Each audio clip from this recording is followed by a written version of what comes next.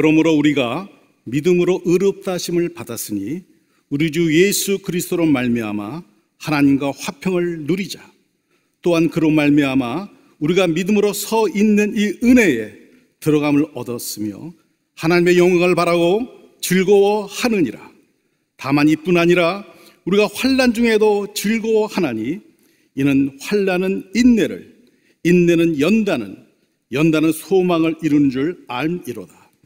소망이 우리를 부끄럽게 하지 아니함은 우리에게 주신 성령으로 말미암아 하나님의 사랑이 우리 마음에 부은 바 됨이니 우리가 아직 연약할 때 기약대로 그리스도께서 경건하지 않은 자를 위하여 죽으셨도다.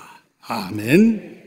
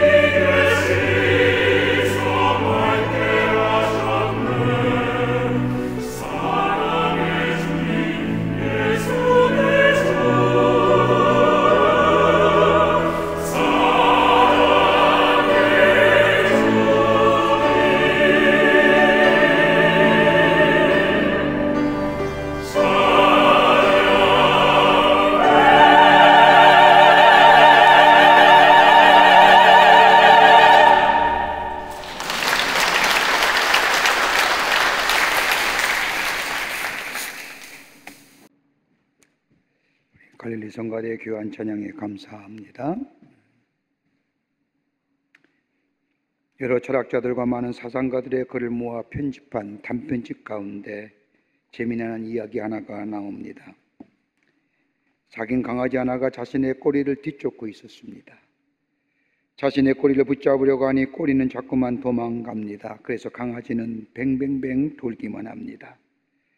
이렇게 한나절 돌아가는 걸 보고 어미 개가 이 강아지에게 묻습니다. 얘야, 너는 왜 꼬리를 그렇게 쫓고 있니? 라고 묻자 강아지가 대답합니다. 나는 이전에 어떤 개도 해결하지 못한 우주적인 문제를 해결했습니다. 개의 행복은 다른 곳에 있는 것이 아니라 꼬리에 있다는 것을 알았습니다. 라고 대답합니다. 그런데 이 강아지는 생각하는 겁니다. 내가 내 꼬리를 잡을 수만 있다면, 그리고 항상 흔들도록 이것을 묶어 놓을 수만 있다면 행복은 영원히 나의 곁에서 떠나가지 않을 것인데, 이런 우주적인 진리를 깨달았다는 겁니다. 이런 말에 강아지의 어미가 되는 이 어미가 새끼인 강아지에게 말합니다. 나도 나름대로 우주적인 문제에 관심이 있단다. 개의 행복은 꼬리에 있다는 것을 나도 알고 있지. 그러나 내가 나 자신의 일에 충실할 때에 꼬리는 자연히 뒤따라오고, 내 마음에 즐거울 때 꼬리는 자연히 올라가게 마련이며, 내가 꼬리를 억지로 쫓아갈 필요가 없고 억지로 꼬리를 올려보려고 애쓸 것도 없단다 라고 말했다고 합니다. 인간이 가지고 있는 바람이 있다면 행복한 삶일 겁니다. 행복하다는 것은 삶에 즐거움이 있다는 것을 말합니다. 그러기에 이 행복감과 이 즐거움을 얻기 위해서 노력하며 땀을 흘립니다. 그것이 물질이든지, 그것이 먹는 것인지, 그것이 정치적이고 사회적인 일이든지, 그리고 그것이 지적인 욕망을 성취하는 일이든지. 근데 여러분이 가만히 보십시오. 이러한 것들에는 한계가 있습니다. 영원하지 못한다는 겁니다. 제한적이고 일시적인 기쁨이요, 일시적인 즐거움이라는 겁니다. 그러기에 일시적인 이 기쁨, 이 제한적인 것이 사라질 때에 우리는 절망하고 실망하며 우리의 삶에서 즐거움을 잊어버리게 됩니다. 그런데 그리스도인이 누리는 즐거움이 뭘까요? 그리스도인이 누리는 즐거움은 제한적인 거나 한시적인 것이 아닙니다.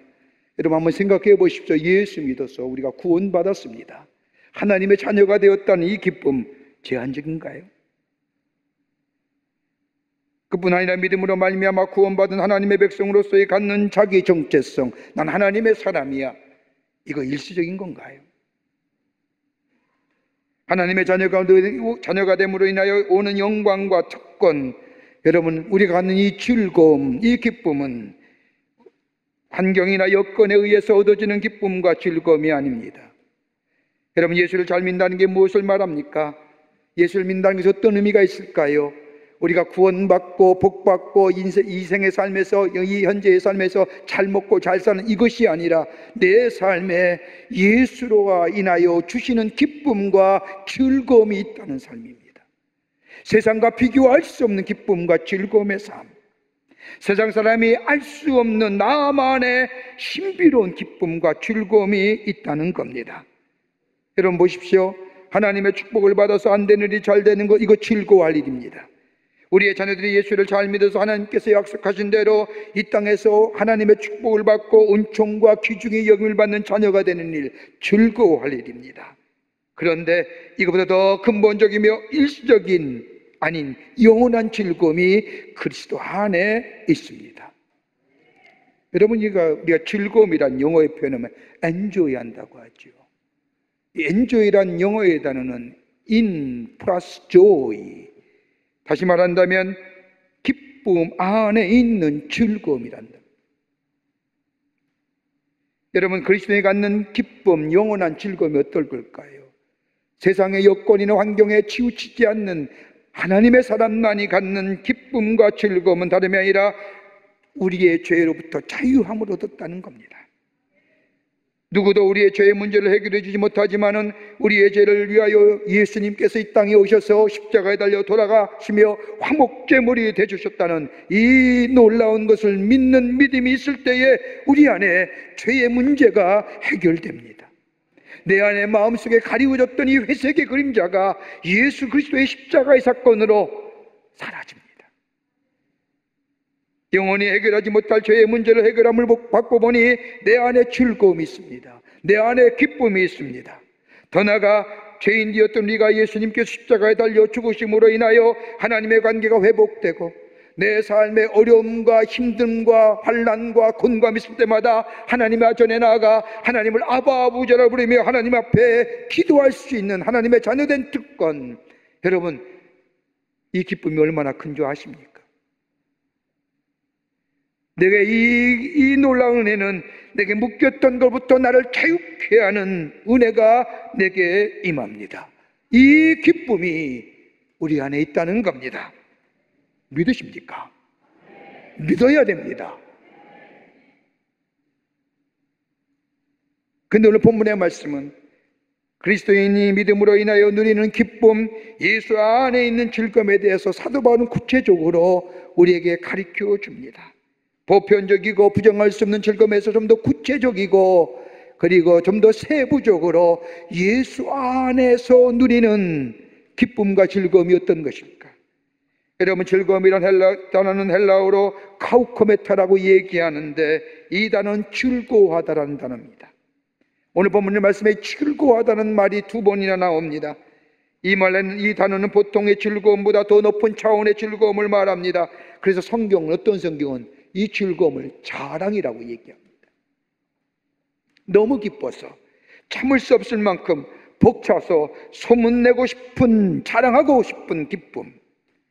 그래서 신약성서에는 무려 이 즐거워하다라고 하는 단어가 150여 번에 걸쳐서 기록되고 있는 것을 발견하게 됩니다. 이렇게 하면 우리 하나님은 우리 이 그리스도인의 삶이 기쁘고 즐거워하는 삶을 살기를 원하신다고 하는 반증이기도 합니다. 지금 우리가 살고 있는 시대, 여러분 어떠십니까? 아무리 둘러봐도 즐거움이 사라졌습니다. 기쁨이 없습니다. 즐거움은 사라지고 우리 안에 기쁨도 사라지고 그 대신에 우리 안에 염려와 불안이, 우리 마음속에 절망이 자로잡고 있습니다. 웃음소리는 들리지 않습니다. 길을 가도 많은 사람들의 얼굴에는 기쁨이 사라진 지 오래입니다. 여러분 한번 들어보세요. 코로나 이전에 팬데믹 현상이 나타나기 전에도 사회학자들은 지금 우리가 사는 시대를 향하여 정의하기를 불신과 소외와 고독의 사회라고 정의했습니다. 여러분 지금 팬데믹 현상을 겪으면서 우리 사회의 가장 큰 화두가 무슨 말입니까? 거리두기입니다. 뛰자는 거예요. 소외하자는 거예요. 고독감을 촉진시키고 분리됨을 촉진시키는 사회. 여러분 만나야 기쁨이고 같이 어울려야 기쁨인데 나한테 만나지 말라는 겁니다. 거리두기 하자는 겁니다. 뛰자는 겁니다. 스스로, 우리 스스로가 거리두기라고 하는 것을 인하여 소외하고 고독당하고 나누어지고 불신하는 사회 속에서 즐거움이 사라진 지 오래요. 그런데 오늘 바울은 즐거워하라고 얘기합니다. 기뻐하라고 얘기합니다. 무엇이 즐거워야 하며 그 즐거움의 근거는 어디에 있는지, 예수 안에 누리는 즐거움이 어떤 것인지 오늘 바울은 우리에게 몇 가지로 우리에게 귀한 영적 교훈의 말씀을 해주시고 계십니다. 오늘 본문의 말씀을 통해서 믿는 우리들이 이 어두운 때에 하나님의 사람으로 기쁨과 즐거움이 넘치는 인생의 삶을 살려면 어떻게 해야 되는가? 함께 말씀을 나누며 은혜 받기를 원합니다. 첫째는 하나님과의 바른 관계성이 있어야 합니다. 하나님과의 바른 관계성에 우리의 즐거움이 있습니다. 오늘 로마서 5장 1절의 말씀을 보십시오. 바울은 말하기를 그러므로 우리가 믿음으로 의롭다 하심을 얻었은즉 우리 주 예수 그리스도로 말미암아 하나님과 더불어 화평을 누리자. 우리 안에 누리는 즐거움은 다름이 아니라 하나님과의 관계성의 회복에 있다고 말합니다. 여러분 인간은 어떤 모양이든지 관계성 속에 살아갑니다. 사물과의 관계가 있으며 인간과 인간과의 관계가 있으며, 그러나 인간에서 가장 근본적인 관계성인 우리 창조 되시는 하나님과의 관계성이 무너짐으로 인하여 하나님과의 관계가 단절되고 우리 안에 평화가 사라졌습니다. 이 관계성은 아무리 우리가 노력한다고 해도 회복될 수가 없었습니다. 윤리적이고 도덕적으로 그리고 율법적으로도 하나님과의 깨어진 이 관계성 회복할 수 없었는데 하나님이 그 회복의 길을 열어주셨습니다. 다름이 아니라 당신의 하나밖에 없는 예수 그리스도를 우리의 죄를 위하여 이 땅에 보내주실 뿐만 아니라 우리의 죄를 대신하여 화목제물이 되심으로 말미암아 십자가에 달려 돌아가게 하심으로 인하여 그를 믿는 자마다 하나님과의 관계성이 회복됐습니다. 예수 그리스도의 십자가의 놀라운 은혜를 믿는 자마다 우리를 의롭다 하시는 칭의함을 허락해 주셨습니다. 의로운 자녀가 되었습니다. 그 어떤 사람도 하나님의 앞에 의로운 자가 되지 못하지만은 예수 그리스도의 십자가의 놀라운 은총을 믿기만 하면 우리는 하나님으로부터 의롭다함, 칭의함을 얻습니다. 그리고 하나님과의 관계성이 회복됩니다. 예수를 믿기만 하면 하나님의 관계성이 회복될 뿐만 아니라 그러한에 이래하여 우리 안에 하나님과의 화평과 화목을 누리게 됩니다. 오늘 본문의 말씀을 보십시오. 예수 앞에 나와 예수를 구주로 고백하는 자들이 의롭다함을 얻는 것은 과거의 사실입니다. 의롭다함을 얻는 것은 과거요, 그 의롭다함을 얻는 것의 열매, 현재는 하나님과의 화평입니다. 그러기에 지금 우리가 하나님과 화평을 누리는 겁니다. 그러기에 하나님과 화평을 누리자는 겁니다. 영어 성경의 말씀을 보면 We have peace.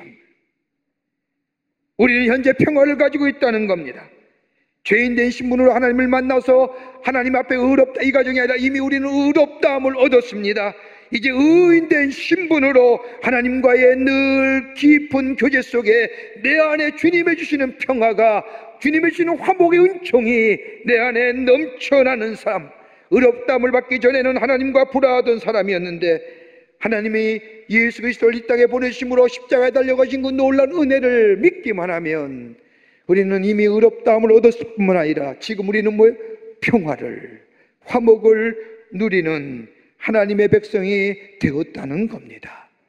그러기 1절 말씀에 누리자라는 거예요. 누리자라는 거예요. 여러분, 관계가 나쁘면 평화가 없지 않습니까? 특별히 사랑하는 사람과 관계가 나쁘면 마음이 불편합니다. 무엇을 하더라도 재미가 없습니다.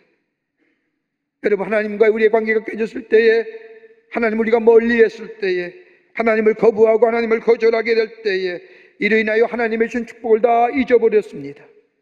하나님을 잊어버린 결과 우리 안에 그로 인하여 고독과 분노와 미움과 저주였지만, 하나님을 잃어버린 것은 하나님만 잃어버린 것 같고 나 자신만 잃어버린 것 같았지만 우린 전부를 잃어버린 삶이었지만 예수 그리스도를 말미암아 다시 하나님과의 관계가 회복되고 그 관계가 회복됨으로 우리를 의롭다 칭하시고 우리에게 주시는 열매가 뭐냐? 평화하라는 겁니다. 화목해 하라는 겁니다. 이걸 누리라는 겁니다. 이것이 우리의 그리스도의 누리는 기쁨이요 즐거움이라는 겁니다. 여러분, 우리가 잘 부르는 찬송가 405장 가운데 나 같은 죄인 살리시라는 찬송가 있습니다. 옛날 찬송가겠죠. 405장. 이 찬송가를 지은 이는 존 뉴턴이라는 사람입니다. 존 뉴턴은 런던 근교에서 200여 병의 부활을 거두니고 술을 팔며 또 노예 장사를 해서 수많은 돈을 모았던 사람입니다. 그러던 그가 한 번은 런던의 작은 시내의 작은 감리교회에 인도하는 전도 집회에 참여하게 됩니다. 그가 예배를 드리기 위해서 그 교회에 참석한 것이 아니라 술에 취해 길을 가다가 교회당에서 소리나는 찬송의 소리와 기도 소리에 화가 나서 들어가서 혼내주려는 마음을 가지고 장난삼아 또 마음에 화남을 인해서 그 작은 예배당에 들어간 겁니다. 들어가자마자 그 엄숙한 분위기에 압도되어 소리지 못하고 저 끝자리에 구석한 곳에 앉아있던 존 뉴턴은 젊은 목사님이 설교하는 설교를 듣게 됩니다. 고개를 숙이고 듣더니 존 뉴턴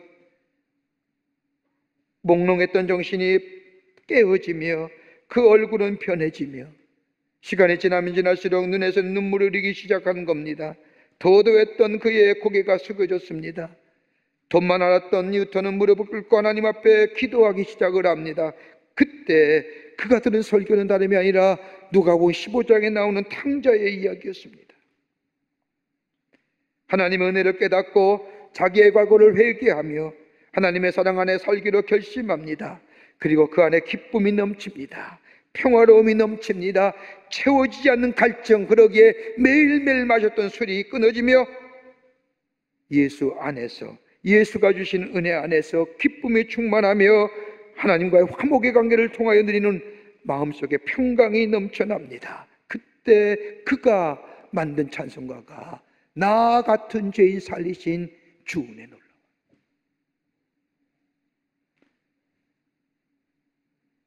예수 그리스도가 나의 구원의 주임을 고백하며 하나님이 나의 하나님이심을 고백하는 자, 우리 안에 평화가 임합니다. 화평이 임합니다. 그럴 때 내 안에 기쁨이 충만하며, 이전에 예수 모르고 예수를 멀리 떠날 때 내 안에 고독과 분노와 미움과 저주와 불안과 절망의 이 부정적인 것이 다 물러갈 뿐만 아니라 예수가 주시는 사랑과 기쁨과 위로와 평강이 넘쳐나는, 그래서 주 안에서 누리는 하나님과의 관계가 회복됨으로 누리는 기쁨과 즐거움이 넘쳐나는 하나님의 백성의 삶 되는 줄 믿습니다. 매일매일 주님과 함께 하나님과의 관계가 회복되어져 가는 거죠. 둘째는 은혜 안에 있을 때에 우리 안에 즐거움이 넘쳐나게 됩니다. 하나님의 은혜 안에 있을 때에, 오늘 5장 2절 말씀을 보면 또한 그로 말미암아 우리가 믿음으로 서 있는 은혜에 들어감을 얻었으며, 이 말씀은 로마서의 주제이기도 합니다. 율법으로부터의 구원을 얻는 것이 아닙니다. 여러분, 율법의 질서 속에는 기쁨이 없습니다. 율법의 심판과 판단 속에는 즐거움이 없습니다. 여러분, 남을 판단하거나 남에 대하여 정죄하는 사람 기쁨이 있을까요? 그러나 은혜 안에 들어감으로 인하여 우리 안 비로소 율법으로부터 해방될 수 있다는 말씀입니다. 오늘 본문 5장 2절의 말씀을 가만히 보면 시제가 과거형입니다. 예수 믿고 구원받았다는 것 그 자체가 은혜의 자리에 들어갔다는 것을 말하는 겁니다. 예수 믿어 구원받음에도 불구하고 내 안에 마음에 평화가 없다고 하는 것은 5장 2절 말씀에 우리가 믿음으로 서 있는 은혜에 들어감을 얻었다고 하는 것, 내가 예수 믿어 구원함을 얻고 하는 것은 은혜의 자리에 들어갔다는 것이고, 은혜의 자리에 들어갔다고 하는 것은 내 안에 기쁨이 넘쳐나는 삶 되었다는 겁니다. 예수 믿어 구원함을 받았음에도 불구하고 마음에 평화가 없다는 것, 마음에 기쁨이 없다는 것, 다름 아닌 은혜의 자리에 들어가지 못했다는 겁니다. 여러분, 은혜가 없으면 평화가 없습니다. 은혜가 없으면 즐거움이 없습니다. 은혜가 없으면 내 안에 감사와 감격이 없습니다. 그러게 예수 믿는다는 것은 은혜의 자리에 들어간다는 겁니다. 그러게 자기가 자기 교회 아시아 소아시아 교회에 편지하면서 언제나 서두에 은혜와 평강이 너희 가운데 있을지어다. 은혜의 자리에 들어가는 것, 은혜의 생활에 하는 것, 이것이 믿음의 생활이요 예수 믿는 자의 삶이라고 얘기합니다. 여러분, 은혜가 무엇입니까? 받을 수 없는 사람이 받게 되는 것이 은혜입니다. 아무리 생각해도 받을 수 없는 사람이 무엇인가 받았다고 할 때 우리는 은혜를 입었다, 은혜 받았다고 말합니다. 그러기 은혜 받은 사람은 주장할 것이 없습니다. 자랑할 것이 없습니다. 심지어 은혜 받은 사람은 괜시리 미안하기까지 합니다. 그러게 예수 믿는다는 것은 은혜를 깨닫고 은혜를 알고 은혜를 누리는 삶, 이것이 예수를 믿는 삶이요, 그러기에 이것을 모아도 은혜고 저것을 보내도 은혜고 언제나 은혜 중심적인 삶을 사는 삶, 그래 거기에는 기쁨이 있고 거기에는 감사가 있고 거기에는 감격이 넘쳐나게 되는 겁니다. 한번 생각해 보세요. 지난 것, 오늘 내가 나를 보아도 은혜 아닙니까?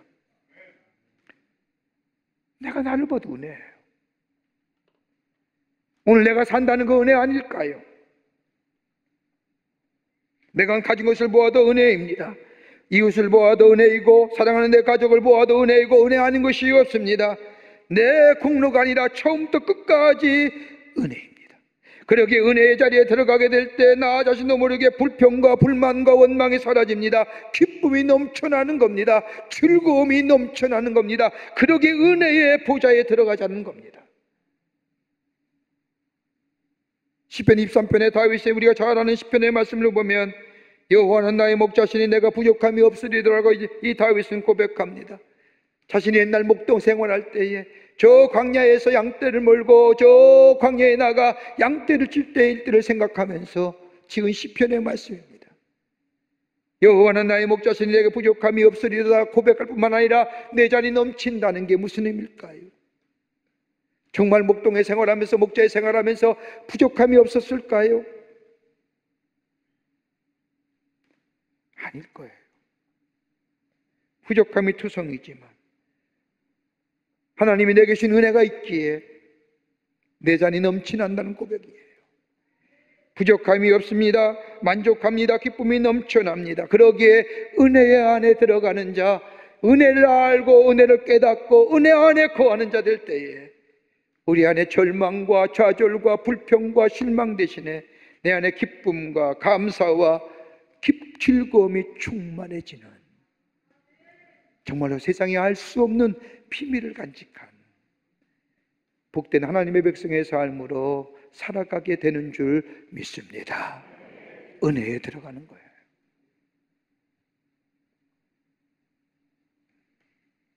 끝으로 예수 안에 있을 때 우리의 기쁨이 극대화됩니다. 예수 안에 있을 때에 우리의 기쁨이 극대화된다는 겁니다. 여러분, 기쁨이 극대화된다는 게 뭘까요? 믿음 안에서 화평을 누린 자의 기쁨은 일시적이며 제한적이며 머물러 있는 기쁨이 아니라 즐거움이 넘쳐 흘러 기쁨이 배가 되며 극대화된다는 겁니다. 바울은 그러면서 이 기쁨의 극대화가 어떤 것이냐? 우리는 흔히들 세상적인 가치로, 우리의 눈의 가치로 우리에게 있는 것 없는 것, 소유한 것 못 가진 것, 이런 것을 가지고 즐거움과 기쁨의 가치를 누리지만 바울은 그게 아니요, 그리스도인의 삶은 예수 안에 있을 때에 우리의 기쁨이 극대화되는데 그 첫 번째가 뭐냐? 하나님의 영광을 바라보고 즐거워한다는 겁니다. 땅의 것이 아닙니다. 하늘의 것입니다. 5장 2절 말씀을 보면 그로 말미암아 우리가 믿음으로 서 있는 이 은혜에 들어감을 얻었으며 하나님의 영광을 바라고 즐거워하니라고 하는 말씀을 합니다. 하나님의 영광이 뭘까요? 굳이 우리가 하나님의 영광을 나눈다고 한다면 두 가지로 나눌 수 있을 겁니다. 하나는 현재의 하나님의 영광, 또 하나는 다가올 하나님의 영광일 겁니다. 현재 가운데 누리는 하나님의 영광은 내 삶 속에 매일매일 경험하는 하나님의 위대하심, 하나님의 전능하심, 우리의 삶 속에 매일매일 도우시고 인도하시고 지키시고 보호하시는 그 하나님의 능력을 인하여 하나님 앞에 영광을 돌리는 현재적 영광. 여러분, 우리가 예배 드릴 때에 영광송하지요. 영어의 표현은 닥사울루지라고 하는 거예요. 하나님 앞에 영광을 돌리는 거예요. 현재적 영광이에요. 내 삶을 지키시고 인도하시는, 보호하시는 하나님의 능력의 역사. 그러게 예배 때마다 하나님 찬송합니다. 하나님의 영광입니다. 하나님이여 주 영광 받으시옵소서. 또 하나 영광이 있다면 다가올 미래의 영광입니다. 우리의 삶을 영생의 삶으로, 새로운 생명의 삶으로 인도해 주실 것을 믿는 것. 세월이 가면 갈수록 다가올 죽음에 두려워하는 것이 아니라 세상이 점점점 멀어지면 멀어질수록 주님 앞에 가까이 갈 수 있다는 것. 안타까워 아쉬워하는 마음이 아니라 마음의 문이 열려지는 겁니다. 하늘이 열리고 미래가 열림을 보게 됩니다. 이걸 가리켜서 뭐예요? 종말론적인 소망을 내게 주시는 것에 기쁨 드리는 거예요. 어디서 가능해요? 예수 안에 있을 때. 또 하나 있습니다. 바울은 예수 안에서 누리는 기쁨의 극대화가 뭐냐? 우리를 예수 그리스도를 닮아가게 한다는 겁니다. 믿음으로 어렵게 된 자는 누리는 또 다른 기쁨은 성화되어 온 기쁨입니다. 성화되어 된다는 게 뭘까요? 다름이 아니라 예수를 닮아가는 기쁨을 말합니다. 예수를 닮아가는 기쁨. 여러분, 우리 그리스도인의 삶의 궁극적인 목적이 뭘까요? 이 땅에 살면서 잘 먹고 잘 사는 걸까요? 아닐 겁니다. 내 성품이, 내 인격이, 내 삶이 정말 예수님을 닮았으면, 예수님 닮아가는 삶을 살았어요. 그러기에 예수 그리스도 안에 있으면 우리 안에 기쁨이 극대화되는데 그 기쁨이 뭐냐? 예수를 닮아간다는 겁니다. 5장 3절과 4절의 말씀을 보면 우리가 환난 중에도 즐거워하니 이는 환난은 인내를, 인내는 연단을, 연단은 소망을 이룬 줄 알미니라. 여러분, 환난 중에서 즐거워하는 사람이 있을까요? 여러분 요새 즐거우십니까? 아닐 거예요. 답답함입니다. 그런데 믿음으로 의롭다함을 얻은 사람, 예수 안에 거하는 사람은 환난 가운데서 즐거워합니다. 왜요? 환난의 결과를 알기 때문입니다. 결과가 보이기 때문입니다. 우리 하나님은 합력하여 선을 이루신 분이기에 비록 지금은 환난이랄지라도 궁극적으로 선을 이루시는 우리 하나님을 믿기 때문에 환난 가운데 즐거워할 수 있는 거예요.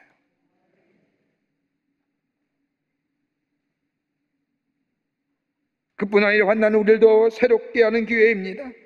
환난이라는 말은 말의 뜻은 아래 머물다는 뜻입니다.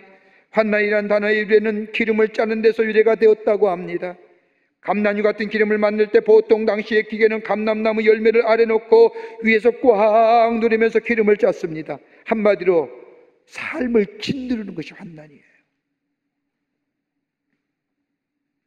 환난 중에 즐거워하는 게 뭘까요? 환난은 우리를 새롭게 하지 않습니까?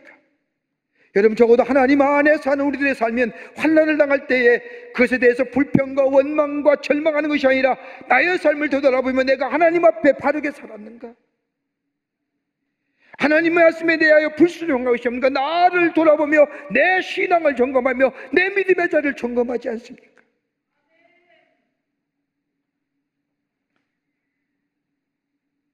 나를 새롭게 하는 것이고 예수의 인격을 닮아가는 삶과 인격을 만드는 연단, 그러기에 환난 가운데 기뻐할 수 있다는 겁니다. 그러면서 바울은 이 환난은 뭐냐? 우리가 인내케 한다는 겁니다. 예수님께서 우리를 통하여 보고 싶은 예수님의 닮은 인격을 말하라고 한다면 참을성, 인내함. 인내는 단순히 참는 뜻만 있는 것이 아닙니다. 억지로 버티고 견딘다는 말이 또한 아닙니다. 인내는 헬라어로 유포모네라고 얘기하는데 믿음으로 순종하는 의미로서의 은혜를 얘기합니다. 적극적인 거예요. 피할 수도 있습니다. 도망갈 수도 있습니다. 그러나 피하고 도망가지 않습니다. 왜요? 결과를 알기 때문입니다. 이거 참아야만이, 이거 인내해야만이 상급이 있기 때문에.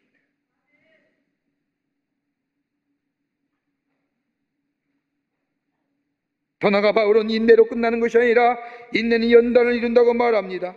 연단이라는 단어의 뜻은 단단하게 한다는 뜻입니다. 이 단어는 쇠붙이에 쓰이는 단어로 쇠를 단단하기 위해서 뜨거운 물 속에 담갔다가 담근질하지 않습니까? 불에 담갔다가 쇠뭉치로 내리칩니다. 이것에 몇 번 하면 강한 쇠붙이가 됩니다. 이게 연단이라는 말입니다. 우리나라 말로 말하면 담금질이라고 할 것입니다. 환난은 인내는 우리를 탐금질합니다. 강하게 합니다. 욥기서 23장 10절의 고백처럼 그러나 내가 가는 길을 그가 아시나니 그가 나를 단련하신 후에 내가 천군과 같이 되오리라고 하는 것처럼 많은 고통과 많은 어려움을 당한 이후에 내 인격이, 내 성품이 예수의 성품으로 닮아가는 것에 의하여 내가 그 환난 가운데 즐거워할 수 있는 거예요.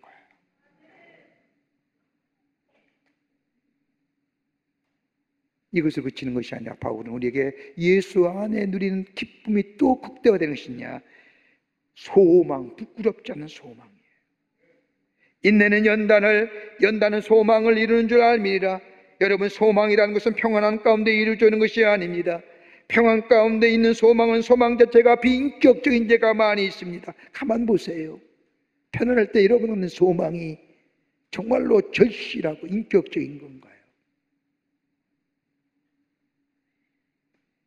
고통 가운데 갖는, 환난 가운데 갖는 소망은요, 고상해요, 진실해요, 신령해요, 순수해요, 부끄럽지 않아요, 미래적이에요, 영원한 소망이에요.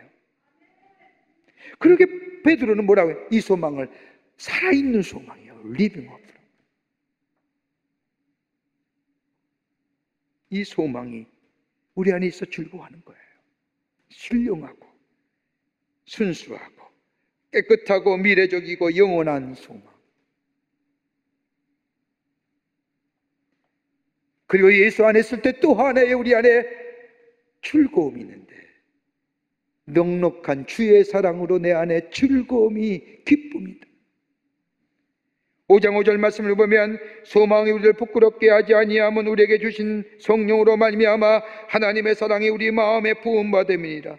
소망이 마침내 실현될 수 있는 이유는 깨끗하고 순수하고 신령한 소망, 미래가 영원한 소망이 우리 안에 실현될 수 있는 이유는 주께서 우리 안에 사랑을 주셨기 때문에.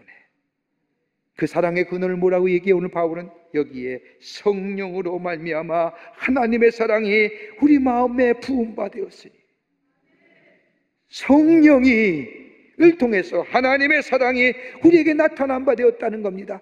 구체적으로 어떤 얘기합니까? 바울은 로마서의 말씀을 보면 성령이 우리의 연약함을 도우실 뿐만 아니라 우리를 넘어질 때마다 일으켜 세우실 뿐만 아니라 우리를 깨닫게 해주실 뿐만 아니라 힘주어 주실 뿐만 아니라 사랑을 부어주시기에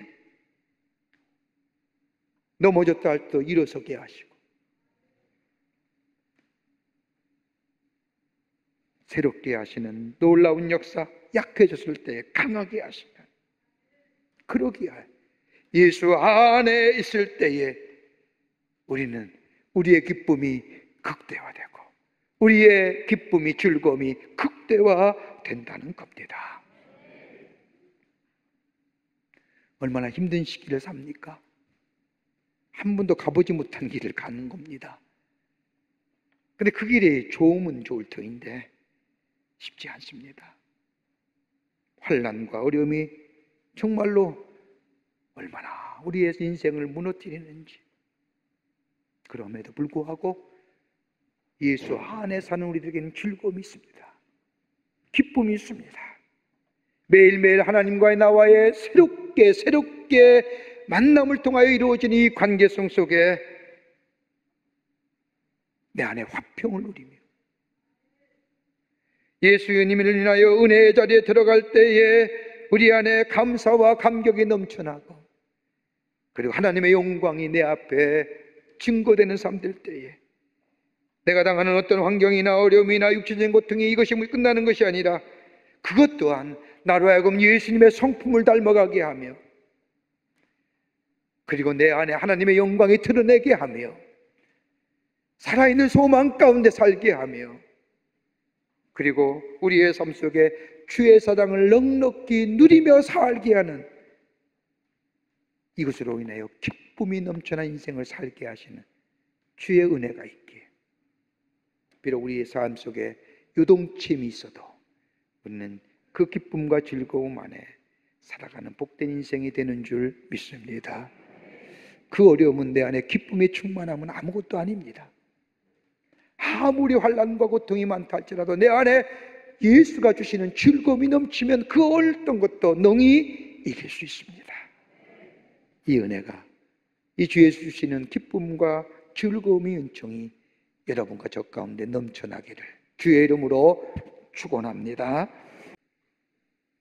우리를 죄에서 구원하시기 위해서 인간의 몸을 입으시고 이 땅에 오셔서 우리를 위하여 십자가에 달려 돌아가신 우리 구주 예수 그리스도의 크신 은혜와 하나밖에 없는 당신의 아들 우리에게 보내주셔서 우리를 얼마나 사랑하시는지 우리에게 그 사랑을 확증시켜 주신 하나님 아버지의 놀라우신 사랑하심과 내세역에 내재하시며 역사하시며 우리 안에 구원의 완성을 이루가시는 성령님의 놀라운 능력의 역사가 거룩한 주의 날, 주의 전날과 마음과 정성을 모아 하나님 앞에 예배드리며 더욱더 주 안에서 기쁨과 즐거움을 누리며 하나님 앞에 영광을 돌리는 삶으로 저 세상에 나가 하나님의 백성의 삶으로 살기로 결단하고 성전의 나선 우리 모든 사랑하는 광림의 공석들과 영상을 통하여 이 예배에 참여하는 당신의 백성들, 줌으로 통하여 이 예배에 참여한 당신의 거룩한 백성들,